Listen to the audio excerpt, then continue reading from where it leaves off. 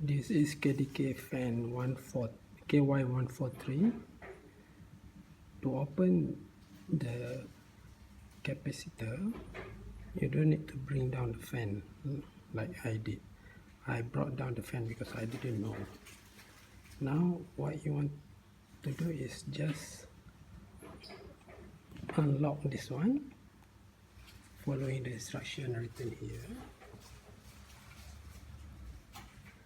So to unlock, you need to jerk it to the left side or counterclockwise.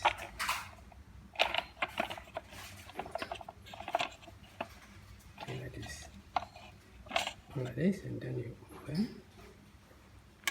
and then you need to remove the screw here, remove the screw here, and remove the screw here. After that, you remove the cap.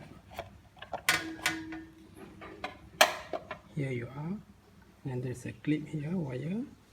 Just remove clip, remove another clip. Voila, you get this removed.